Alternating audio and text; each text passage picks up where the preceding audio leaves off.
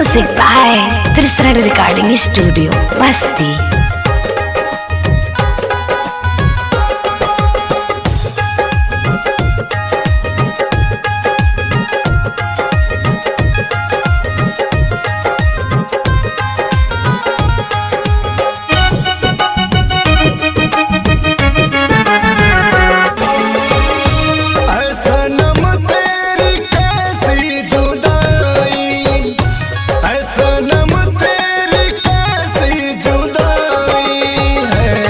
जिंदगी हो गई है पराई, जिंदगी हो गई है पराई।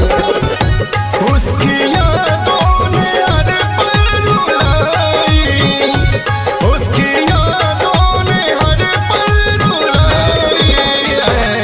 जिंदगी हो गई है पराई, जिंदगी हो गई है पराई। ऐसा नम तेरी कैसे जुदाई।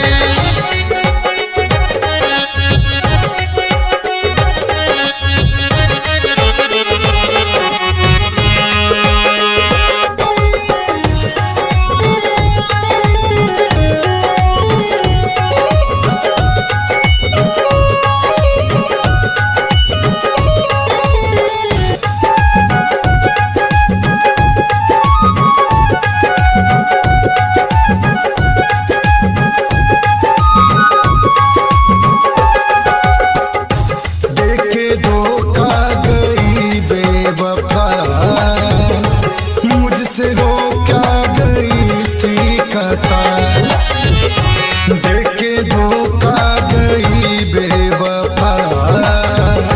मुझसे हो क्या गई थी खता कि तेरा दीवाना आशिक मरता जा रहा है और आंखों से आंसू बहता जा रहा है। अरे तूने मुझे ऐसे मोड़ पर छोड़ दिया कि मुझे देखकर हर आशिक रोता जा रहा है, अरे रोता जा रहा है। देखे धोखा गई बेवफा, मुझसे हो क्या गई थी खता। ओ देखे धोखा गई बेवफा, मुझसे हो क्या गई थी खपा। मेरे जख्मों को ना भर पाई, मेरे जख्मों को ना भर पाई है। जिंदगी हो गई है पराई, जिंदगी हो गई है पराई। है सनम तेरी कैसे जुदाई है। जिंदगी हो गई है पराई।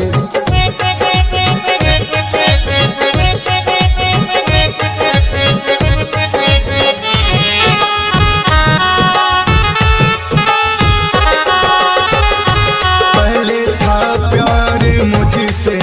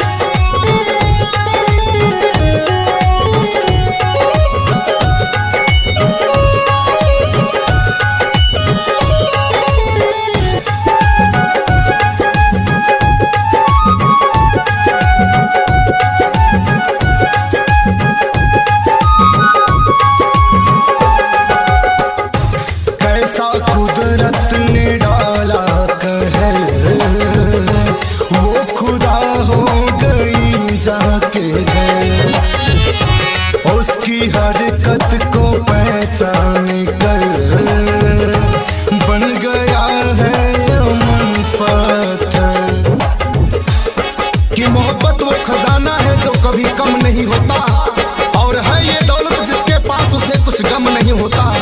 अरे अगर तूने मेरा दिल तोड़ा ना होता तो आज मेरी आंखों में कोई गम ना होता, मेरी आंखों में कोई गम ना होता। कैसा कुदरत ने डाला कहर, वो खुदा हो गई जाके घर, उसकी हरकत को पहचान कर बन गया